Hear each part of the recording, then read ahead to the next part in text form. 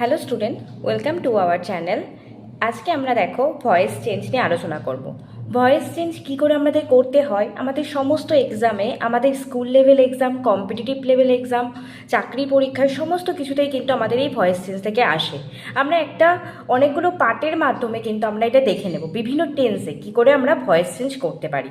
ঠিক আছে, তো আগে একটু ভয়েস চেঞ্জ মানে কি আমরা একটু জানি।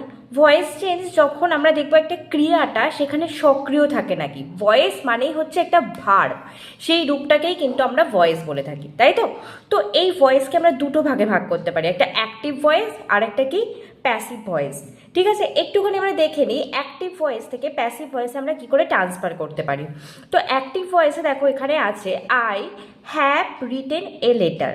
এটা যদি আমাদের অ্যাক্টিভ ভয়েসে আছে, আমি একটা চিঠি লিখেছি, তখন আমাদের ভয়েস চেঞ্জের ক্ষেত্রে কী হয়, সাবজেক্ট থাকে, ভার্ব, আমাদের ভয়েস চেঞ্জের ক্ষেত্রে সাবজেক্ট থাকে, ভার্ব থাকে, অবজেক্ট। কিন্তু প্যাসিভে যখন করবো এই অবজেক্টটা আগে চলে যাবে, তারপর ভার্ব আসবে, তারপর সাবজেক্ট আসবে এবং তার আগে অবশ্যই বাই আসবে। ঠিক আছে, তো এখানে সেটাই আছে। দেখো এ লেটারটা আমাদের অবজেক্ট ছিল, সেটা সাবজেক্ট হিসাবে আসলো। এ লেটার, এখানে দেখো হ্যাভ আছে, তাই তো। এখানে আমাদের টেন্সটা কিন্তু সেমই থাকবে, শুধু একটুখানি কিন্তু আমরা প্রেজেন্ট থেকে পাস্টে করব না, আমরা শুধু এটাকে চেঞ্জ করব। প্রেজেন্ট পারফেক্ট আছে, present perfect continuous. Have been, a letter has been written by me. ঠিক আছে, তো আমাদের এরকম করে কিন্তু আমরা ভয়েস চেঞ্জগুলো দেখব। আমরা এবারে প্রত্যেকটা রুল অনুযায়ী, বিভিন্ন ট্রেন্স অনুযায়ী কিন্তু দেখব। আগে শুরু করার আগে আমি একটুখানি কয়েকটা নিয়ম বলে দেবো।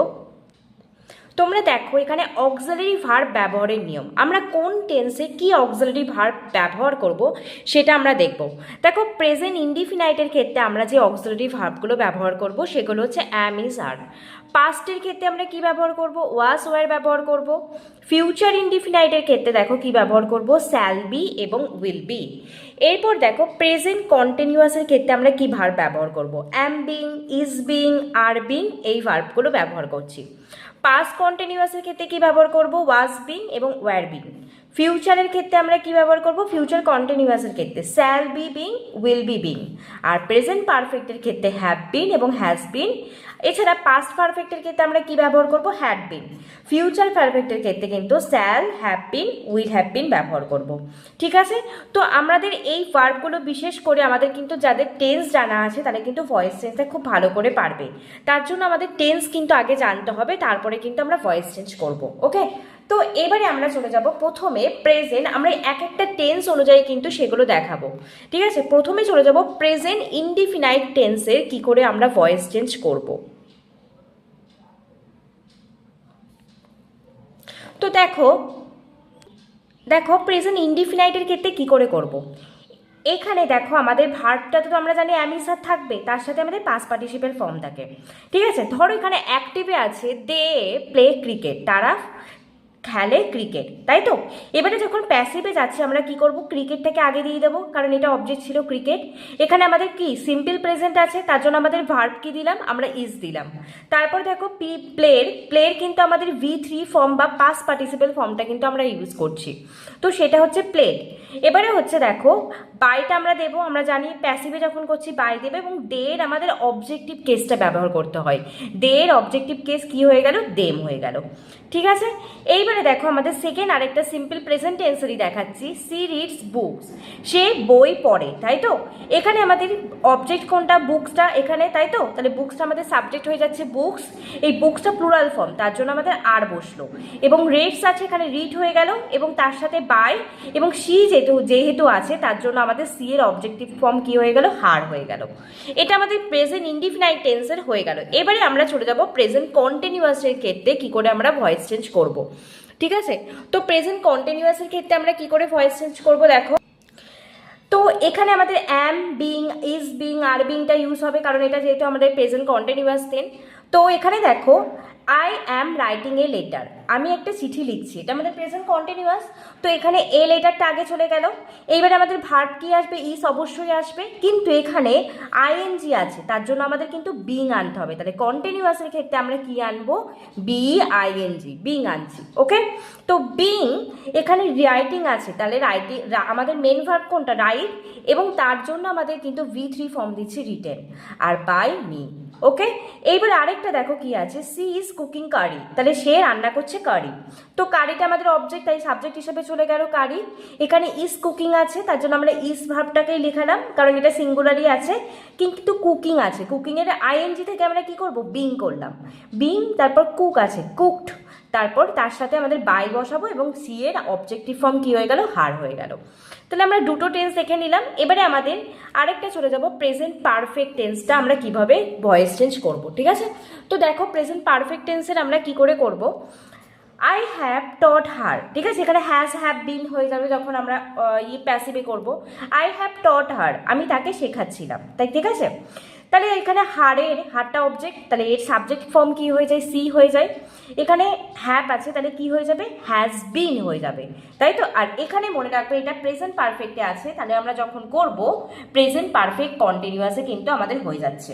শি হ্যাজ বিন, তারপর কি হয়ে যাচ্ছে, টট এবং বাই, আমরা জানি বাই হয়ে যায়, এবং এর অবজেক্টিভ ফর্ম, আয়ের অবজেক্টিভ ফর্ম কি হয়ে যাচ্ছে, মি হয়ে যাচ্ছে। ওকে, এটা আমাদের প্রেজেন্ট পারফেক্ট টেন্স চলে গেল। এইবারে চলে যাব আমাদের পাস্ট ইনডিফিনাইট টেন্সটাকে আমরা কিভাবে করব, ঠিক আছে? আমাদের প্রেজেন্ট টেন্সের কিন্তু আমাদের তিনটে দেখে নিলাম ভয়েস চেঞ্জ কীভাবে করে। এবারে আমরা চলে যাব পাস্ট ইনডিফিনাইট টেন্স। আমাদের পাস্ট মানে বুঝতে পারছি এটার V2 ফর্ম থাকবে, তাই তো? তো এখানে যখন আমরা করব, আমি একবারে চলে যাচ্ছি উদাহরণে, অ্যাক্টিভে চলে যাচ্ছি, আই স হিম, আই সটা কি একটা V2 ফর্ম, আই স হিম, আমি তাকে দেখেছিলাম, তাই তো? এখানে হিম আছে, তো হিমটা আমাদের অবজেক্ট, এটা আমাদের সাবজেক্ট হয়ে যাবে, তাহলে কি হয়ে যাচ্ছে, হি হয়ে গেল। তারপর দেখো সটা কোন ভার্ব, পাস্টের ভার্ব আমরা জানি কি ওয়াজ আর ওয়্যার কিন্তু এখানে ইউজড হবে, তো হি ওয়াজ। এই স এর V3 ফর্ম কি হয়ে যায়, আমাদের সবসময় পাস্ট পার্টিসিপেল ফর্ম দিতে হয়, সিন হয়ে যায়, এবং তার সাথে আমরা বাই ইউজ করবো, এবং আই এর অবজেক্টিভ ফর্ম কি হয়ে যাচ্ছে, মি হয়ে যাচ্ছে।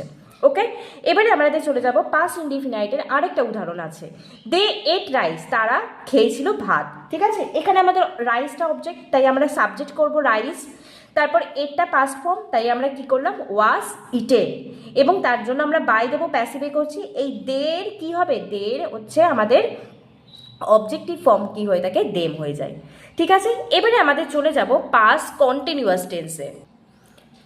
দেখো পাস্ট কন্টিনিউয়াস টেন্সে আমরা কিভাবে করব, ঠিক আছে? পাস্ট কন্টিনিউয়াস টেন্সটাই আমাদের জানি, পাস্ট কন্টিনিউয়াস টেন্সের ভার্ব ইউজ হবে was being plus were being use হয়, তাই তো?